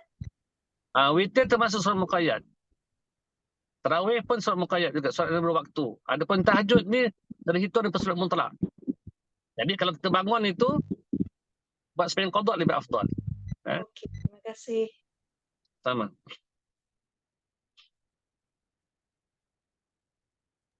Lagi, siapa ada soalan? Masya Allah. Siapa ada soalan, silakan. Syekh, tumpang tanya, bila kita nak solat, katalah solat sunat duha, solat sunat tahajud, kita perlu ke sebut saja niat kita sebut solat sunat tahajud, ataupun kita just cakap saya solat sunat, tak payah sebut tahajud ke duha ke taubat ke? Baik. Kalau sembahyang fardu, kita ada 3 perkara yang wajib kita hadirkan. Qasad taruh ta'yin. Satu sembahyang fardu zuhur, satu sembahyang fardu asar. Kalau sembahyang sunat yang berbeza waktu seperti solat duha, cukup 2 saja. Qasad dengan ta'yin. Satu sembahyang duha, satu sembahyang witir, satu sembahyang tarawih. Sunat tak perlu. Sebab apa? Kita dah maklum dah, yang fardu 5 saja. Ada pun yang lain daripada itu sunat. Jadi saya sembahyang duha cukup memadai. Tapi kalau saya sembahyang sunat, itu sunat mutlak nama dia. Saya sembahyang saja itu mutlak. Tak memadai. Kalau sunat mutlak ini tidak boleh solat dalam 5 waktu. Matahari terbit, matahari di tengah-tengah langit, matahari jatuh, ketika senja, selepas solat fardu subuh, selepas solat fardu asar. Solat mutlak tak boleh. Justru itu, kalau nak sembahyang sunat, duha, saya sembahyang duha, memadai. Kalau tambah saja sembahyang sunat duha, tidak mengapa, tak ada masalah. Kalau tak sebut sunat pun tak apa, saya sembahyang duha, memadai. Terima kasih. Sama. Assalamualaikum, Syekh. Assalamualaikum warahmatullahi wabarakatuh. Okey, saya sebab besok dah kita dah start sembahyang tarawih kan. Okey, saya nak tanya kelebihan solat tarawih untuk orang yang masih ada hutang solat fardu. Apa yang patut dia buat sebab dia perlu solat tarawih ataupun dia ganti je solat fardu dia. Terima kasih. Baik. Boleh-boleh saja kalau kita duduk dalam saf. Mungkin keinginan kita kuat nak iktikaf, nak mengambil fadilat solat berjemaah. Tetapi dalam masa sama kita ada sembahyang qada. Saya ini bicarakan tentang hukum fiqh. Tak ada masalah kalau imam tu sembahyang fardu tunai adaan, makmum sembahyang fardu qada. Imam sembahyang fardu qada, makmum sembahyang fardu tunai. Imam sembahyang fardu, makmum sembahyang sunat. Imam sembahyang sunat, makmum sembahyang fardu. Imam sembahyang pendek, makmum sembahyang panjang. Macam mana tu? imam semayang fardu subuh 2 rakaat, makmum semayang fardu isyak qada 4 rakaat. Lepas imam beri salam, ditambah 2 rakaat lagi. Dan tak ada masalah juga kalau imam semayang panjang, makmum semayang pendek. Contoh seperti apa? Imam semayang fardu zuhur, makmum di belakang semayang fardu subuh qada 2 rakaat. Bermakna cara semayang tu macam mana tu nanti akan berlaku. Waktu rakaat kedua nanti imam naik rakaat ketiga, makmum kekalkan semayang duduknya itu. Kekal duduknya itu sampailah imam menghabisi rakaat keempat, maka nanti imam beri salam, dia pun beri salam. Cuma nampak pelik lah sikit. Tapi segi hukum, boleh begitu. Jadi kalau kita seorang itu imam semayang sunat tarawih, kita niat semayang qada subuh, boleh. Tak ada masalah. Di segi fadilat, kalau dah niatnya fardu, dapat pahala fardu. Bulan Ramadan, kalau niat semayang buat amalan fardu, dapat 70 kali fardu. Kalau amalan sunat, bagikan fardu. Jadi, timbul soalan, Ustaz, bagaimana Ustaz? Saya nak kunut macam mana? Apakah hukum kunut di sisi mazhab Syafi'i? Hukum kunut adalah sunat abad. Kalau tak baca, masih sah lagi. Jadi, kita tak baca. Kalau tak baca, nanti sujud sahwi. Tak perlu sujud sahwi, nanti nampak pelik. Orang akan fitnah kita. Kenapa pula imam ni, apa salahnya imam ni sampai kamu sujud sahwi? Timbul fitnah pula. Baiklah. Kalau nak baca kunut, boleh. Baca kunut sirah yang pendek. Allahumma gfirli ya ghafur. Wa sallallahu alaihi Muhammad wa ala alihi wasallam. Ingat, dalam membaca kunut itu ada 4 intipati dia. Apa dia? Puji, doa, selawat dan salam. Intipati kunut apa dia? 4. Puji, doa, selawat dan salam. Contoh, Allahumma gfirli. Itu doa. Ya ghafur, itu puji.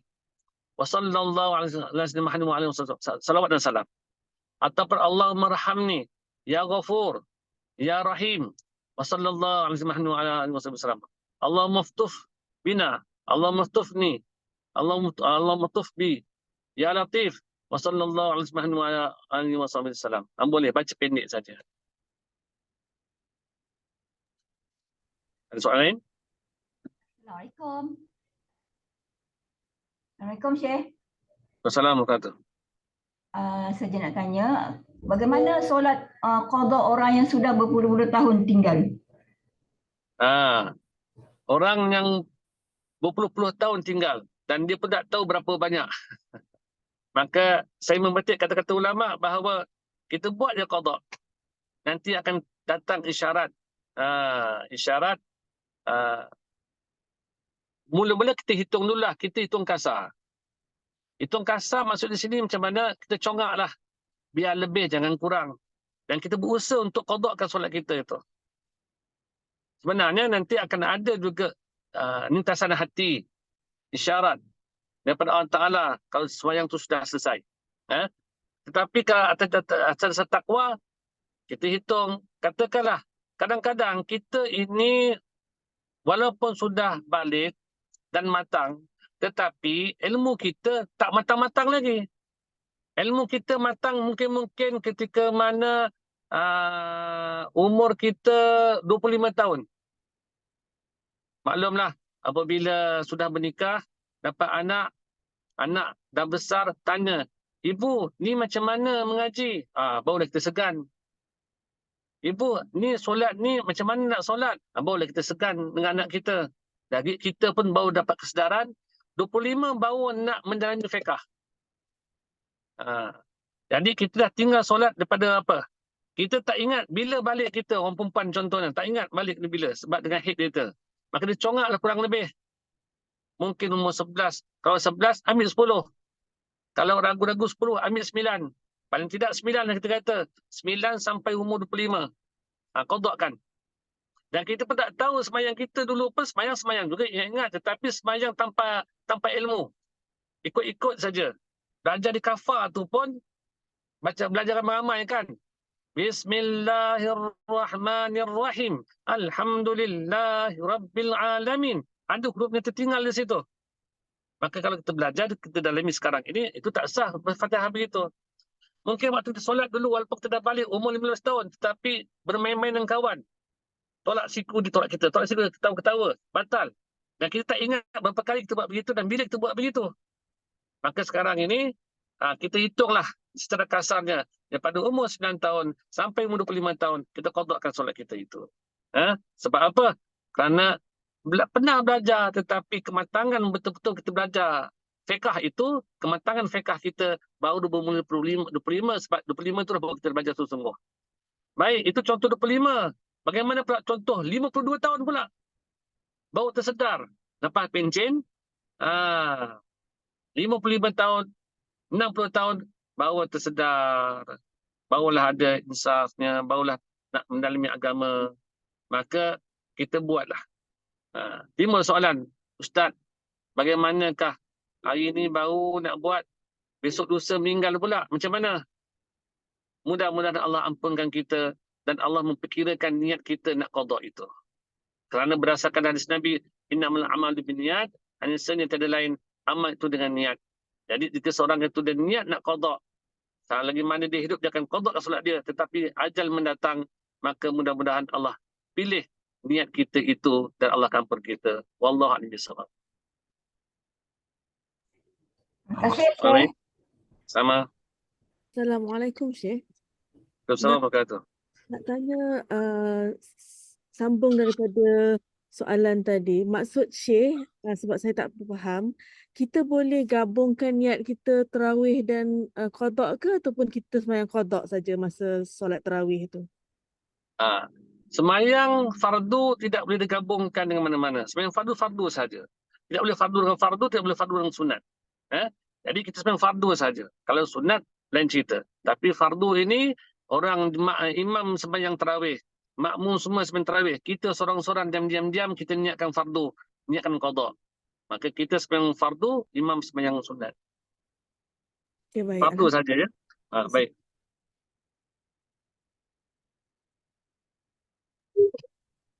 Alhamdulillah.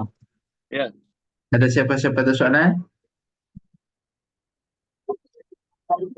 Masya Allah, jazakumullah ana kulla khair ya Sayyidi. Jika ada soalan sila tanya insyaAllah sebelum kita tamatkan kelas kita insyaAllah. Masya Allah, barakallahu fikum, fatahallah alaikum, wa nafa'ana bi'ulumikum fid darain, Allahumma amin. Amin. طيب نختم إن شاء الله. الختم عندكم إن شاء الله اليوم. ابتدوا لنا لاستقبال رمضان. دكتور ليلي ada soalan? Apa yang lebih afdal lepas balik tarawih, kata kalau kita tak sanggup untuk tunggu imam sampai habis witir, kita balik ke rumah, lepas tu kita tidur, lepas tu kita bangun, elok kita semayang tarawih lepas bangun ke atau semayang apa? Lepas kita bangun, sebab kita tadi tak larat tunggu sampai imam habis 20 rakaat. Kita buat 8 rakaat aja balik. Lepas tu kita dah tertidur, kita bangun, elok buat tarawih ke atau buat apa? Semayang apa? Baik, afdalnya buat tarawih. Kerana apa? Tarawih hanya ada dalam bulan Ramadan sahaja. Kalau solat tasbih, solat tahajud, solat apa pun kita boleh buat pada bila-bila masa boleh buat.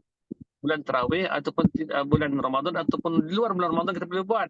Tapi tarawih ini khusus untuk bulan Ramadan saja. Justru itu kita demi menjaga sunnahnya selama tarawih ini, maka dahulukan tarawih. Ada masa nanti buat sembahyang apa pun. Baik. Okey, terima kasih. Sama. Alhamdulillah Rabbil Alamin. Barakallahu fikum. الدعاء عندكم يا سيدي إن شاء الله. تفضل أنتم. لا تفضل. نعم. هذا استقبال رمضان نحتاج إلى دعوة مستجابة إن شاء الله ودعاء من الصالحين إن شاء الله، فأنتم من أهل الصلاح إن شاء الله. تدعو لنا إن شاء الله. الله يبارك فيكم. بسم الله الرحمن الرحيم. الحمد لله رب العالمين والصلاة والسلام على أشرف الأنبياء وعلى آله وصحبه أجمعين. اللهم صل وسلم على طب القلوب دوائها وعافية وشفائها ونور الأبصار وضيائها وعلى آله وصحبه وسلم. اللهم صل صلاة كاملة وسلم سلاما تاما على سيدنا محمد الذي تنحل من القدر وتنفرج بكرب تضرب الحوائج وتنال من الغيب وحسن الخواتيم وسنق الغمام بالكريم وعلى آله وصحبه في كل لمة ورسول الله. اللهم اجعل نفوسنا مؤمنة تؤمن بلقائك وتؤمن بأعطائك وترضى بقضائك. اللهم أحينا الإسلام والسنة وتوفنا على الإيمان والتوبة. اللهم نزه قلوبنا على تنكم منا واجعلنا من تحبون يحبونك. اللهم اغفر لنا في شعبان ورمضان. اللهم اغفر لنا ذنوبنا ولوالدنا وارحمك مرضانا صغارا ولجميع المسلمين والمسلمات والمؤمنين من الأعمال برحمتك يا الراحمين. ربنا لا تزغ قلوبنا بعد إذ هديتنا وهب لنا من رحمة إنك أنت الوهاب. ربنا آتنا في الدنيا حسنة وفي الآخرة حسنة وقنا عذاب النار. وصلى الله على سيدنا محمد وعلى آله وصحبه وسلم والحمد لله رب العالمين. بسر الفاتحة.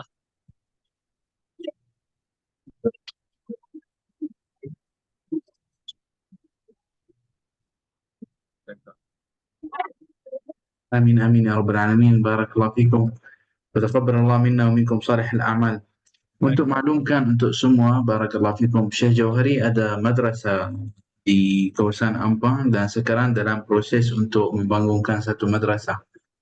Boleh Syekh ceritakan sikit insya-Allah tentang madrasah? Alhamdulillah saya ada madrasah Tahfiz wal Ulum Ummu Fatim yang beroperasi di Taman Yuki Bestari Ampang. Kami dah beroperasi selama 9 tahun dan kami hidup beroperasi ini hanya mengharapkan simpati dan bantuan para masyarakat tempat-tempat saya mengajar dan sebagainya, dan kita tidak mengenakan sebarang yuran bulanan bagi pelajar, dan 2 tahun kebelakangan inilah baru saya mulakan yuran pendaftaran. Yuran pendaftaran itu 200 untuk selama-lamanya dan tetap mengekalkan tidak ada sebarang bayaran untuk bayaran yuran bulanan, tak ada. Jadi bang siapa yang infak mau bantu supaya madrasah ini dapat berjalan dengan lebih lancar lagi, boleh nanti akan berhubungi dengan saya. Dan ini lil banat ya, pelajar-pelajar, anak-anak perempuan kita daripada golongan asnaf, daripada keluarga, daripada anak yatim dan sebagainya begitu. Sebagiannya memang ibu ayah mereka ada dan mereka kemampuan untuk membantu. Alhamdulillah ibu bapa juga pihak keluarga membantu dalam apa saja urusan-urusan makan minum dan dapur operasi kami. Alhamdulillah. Dan pengambilan pengajian anak-anak ini bermula pada 9-10 tahun. Ya. Dan memang nama madrasah Tahfiz Ummu Fatim, tetapi pengisian itu bukan hanya tahfiz sahaja. Kami membawa sistem pondok. Sistem pondok ini kita ada hafalan, kita ada pengajian, kitab berkitab. Kalau sebut saja hafalan, Quran dihafal, hadis dihafal dan juga matan-matan dihafal, matan-matan kitab dihafal. Sebut saja pengajian, memang kita mengisikan masa-masa kita dalam pengajian seperti mana pengajian pondok dengan fiqahnya, fiqahnya seperti kitab Matan Safiatul Najah, kitab Fathul Qarib. Sekarang mereka sedang baca kitab Fathul Qarib. Ada pun nahunya dengan Matan Ajrumiyah. Sekarang mereka sedang menghafal bait Alfiyah 1002 bait sebagai hafalan, dan mereka juga disyarahkan juga matan itu sebagai satu ilmu ilmu alat, ilmu nahu, ilmu saraf, matan sebagainya, dan sirah, tarikh Islami, dan tasawuf, dan juga bukan hanya sekadar taklim tetapi ada terbiah rohani. Itu yang paling penting. Sekarang kekurangan kita sini lah madrasah, sekolah, walaupun berlatar belakang agama, tetapi kekurangan di sini mendapat terbiah rohani. Yang mana terbiah rohani ini perlu mempunyai sandaran, pesanan daripada guru ke guru hinggalah ke Rasulullah SAW. Justru itu betapa pentingnya didikan agama ini diterapkan kepada anak-anak dengan terbiah. Tidak hanya belajar agama tanpa terbiah, tetapi terbiah itu penting kerana adab itu, akhlak itu jauh lebih tinggi daripada ilmu. Kan pepatah ada menyatakan kalau ilmu itu bagaikan garam, adab itu bagaikan tepung. Ilmu bagaikan garam, adab bagaikan tepung. Kita kalau buat cokodok, buat kuih, lebihkan garam ke lebihkan tepung? So, tentu kita lebihkan tepung.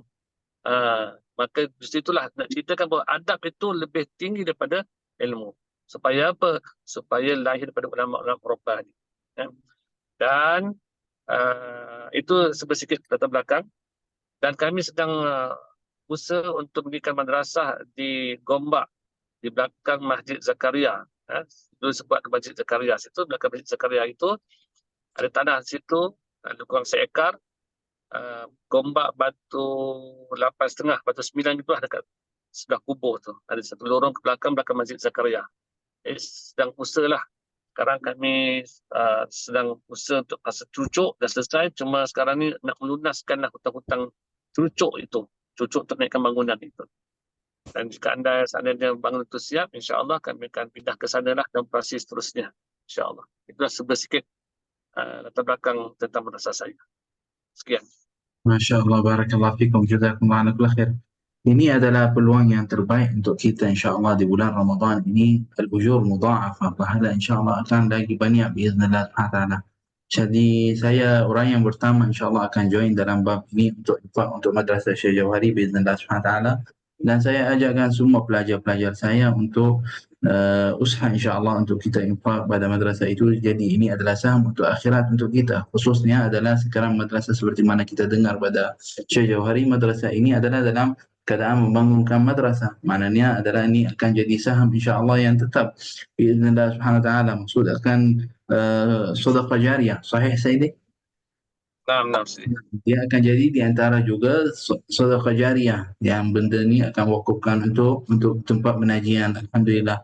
Jadi ini adalah peluang untuk kita. Orang yang keluarkan zakat contohnya di bulan Ramadan, biasanya dia keluarkan zakat di bulan Ramadan, ini peluang untuk kita. Jadi insya-Allah izinkan untuk saya ana share nombor telefon antum. Boleh insya-Allah. Okey, ini nombor telefon Syekh. Ni nombor telefon Syekh, dan juga kalau cari dalam Facebook Madrasah Umm Futaim ada kan? Ada. Ada. Kalau kita cari dalam Facebook contohnya ataupun dalam Google ada juga madrasah, ada website madrasah, boleh kita insya-Allah hubungi. Ni nombor Syekh, kalau boleh setiap orang ambil nombor ni insya-Allah share dengan kawan dan sahabat dan ahli keluarga, mudah-mudahan insya-Allah jadi saham untuk akhirat untuk kita semua. Ad-dalu 'alal khairi kafa'ilih, ini adalah kata Nabi Muhammad SAW, sabda Nabi Muhammad SAW, orang yang menunjuk pada benda yang baik insya-Allah dia akan dapat pahala seperti mana orang yang lakukan amalan itu. Jadi mudah-mudahan insya-Allah orang yang infak melalui benda kita, insya-Allah kita pun dapat saham untuk akhirat. Jadi insya-Allah kita sama-sama usahakan pada bab ini insya-Allah. Barakallahu fikum wa jazakumullah ala kulli khair.